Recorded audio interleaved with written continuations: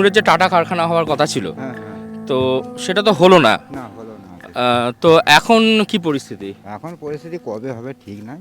হুম এখন তো মমতা ব্যানার্জির ওপরে আছে, এবার সেই জন্য এখন বন্ধ আছে। সে চাষবাস, আগে যে জঙ্গল ছিল সে চাষবাস হচ্ছে, হুম। সেই কারণের জন্যই। বলছি কোনটা হলে বেশি ভালো? যদি শিল্প হতো তাহলে কি ভালো হতো? শিল্প হলে ভালো হতো, কিন্তু আমাদের এখানকার পরিস্থিতিতে কেউ নেবে নাকি, এখানে চাকরি বিষয়ে দেবে, সবাইকে বলেছিল দেবো, সেই কারণের জন্যই হতে দেয়নি।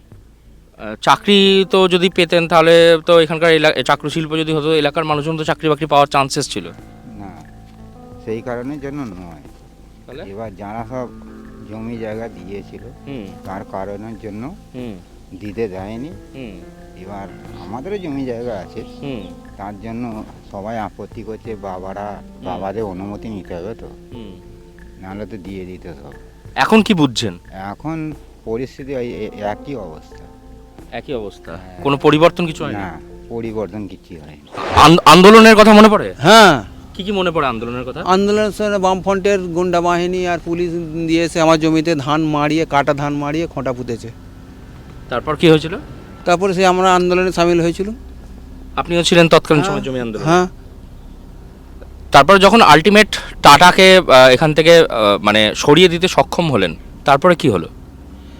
সরিয়ে দিতে সক্ষম হলেও বলবেন না, সরিয়ে দিতে আমরা চাইনি। আমরা চেয়েছিলাম আমাদের অনিচ্ছুকদের জমি ফিরিয়ে দিয়ে তারা টাটা চাষ করুক, তারা টাটা কারখানা করুক। হুম কিন্তু টাটা গায়ের জোরে এখানকার সিপিএমের হারমাদ বাহিনী সে শোনেনি সে কথা। তারা সব জমি দখল করবে, চার না লাগবে বার না নিয়ে নেবে, নিয়ে অনুসারী শিল্পকে বেশি দামে বেচবে, এই ওদের প্ল্যান। হুম। টাটা হোক আমিও চেয়েছিলাম, কিন্তু অনুচ্ছুকদের বাদ দিয়ে। রাজ্যপালও বলেছিল তখন, গান্ধী আমাদের ছিল, কি গান্ধী ওর নাম বলুন? তৎকালীন রাজ্যপাল। হ্যাঁ, তৎকালীন রাজ্যপাল বলেছিল, মমতা ব্যানার্জির সঙ্গে বুদ্ধদেব ভট্টাচার্যের মিটিং হয়েছিল যে অনুচ্ছেদদের বাদ দিয়ে আমাদের টাটা করা হোক। তারা কিন্তু শোনেনি।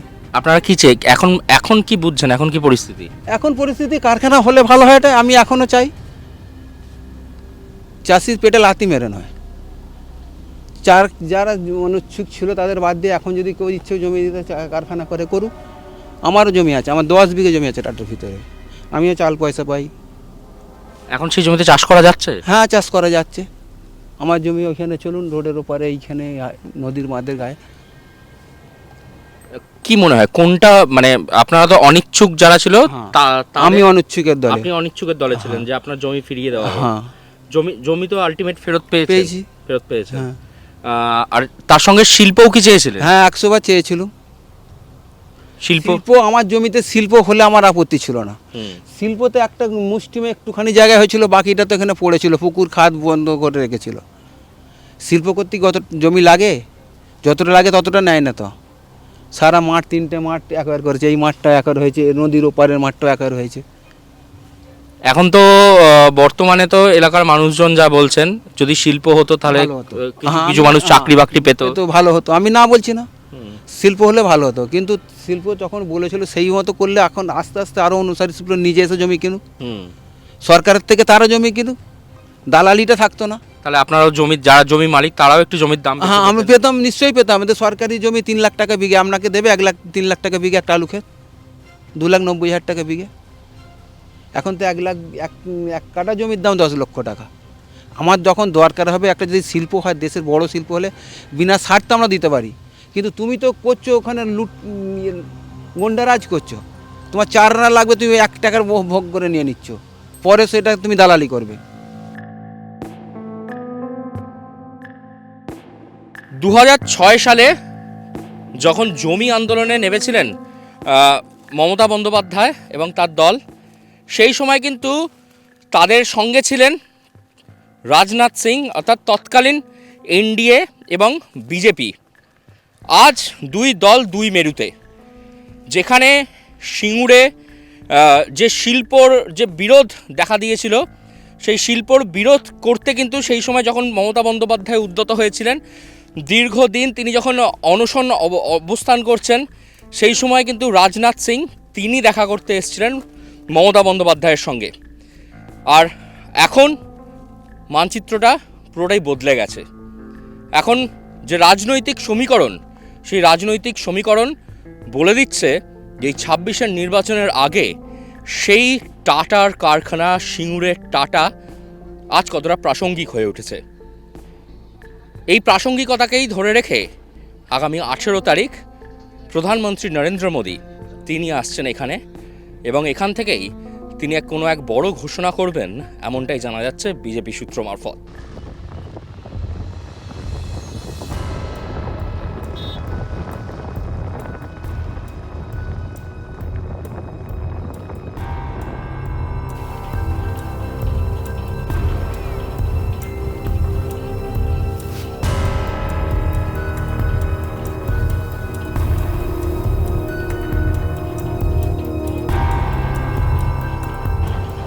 এই ধান, এটা কি সিঙ্গুরেরই ধান?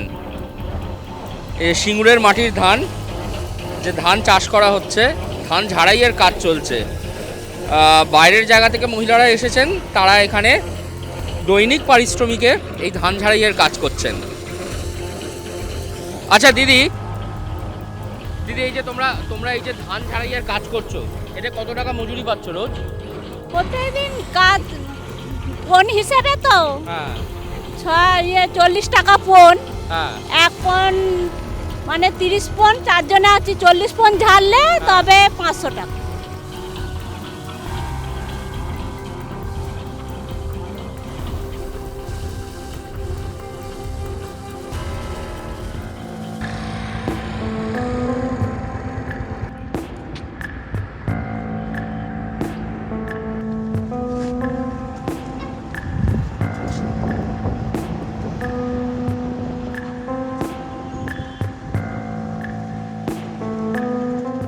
ইতিহাসের পাতায় সিঙ্গুরের যে জমি আন্দোলন, সেই জমি আন্দোলনের যে ছবি আমরা দেখতে পাই, সেই স্তম্ভের সামনে আমরা দাঁড়িয়ে রয়েছে এই মুহূর্তে। এই স্তম্ভ, যাকে বর্তমান রাজ্য সরকার অর্থাৎ তৃণমূল সরকার জমি আন্দোলনের বিজয় হিসাবে এই স্তম্ভ তৈরি করেছিলেন। তবে সেই বিজয় কি সত্যি এলাকার মানুষের কাছে জয় হয়েছে, সেই প্রশ্ন কিন্তু ঘুরে বেড়াচ্ছে।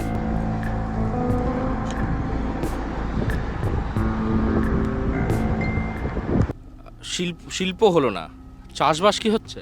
হ্যাঁ, চাষবাস হচ্ছে। যার ইচ্ছা আছে কৃষক তো চাষবাস সারা জীবনই করে যাবে। কৃষক হচ্ছে অন্নদাতা, এটা মাথায় রাখতে হবে। আর কৃষক যদি না চাষ করে, সেই চাষের উপর নির্ভর করে কল কারখানা সমস্ত কিছুটাই, মানে পৃথিবীর সব থেকে ভিত হচ্ছে কৃষক। মানে এর উপরে বেশ করে সমস্ত কিছু চলে, কল কারখানা শিল্প যাই হোক না কেন এই কৃষকের উপরেই নির্ভর করে। তো একটা ভাবতে হবে যে এখানে যে জমি আমাদের এখানে অধিগ্রহণ হয়েছিল, শিল্প হয়েছিল,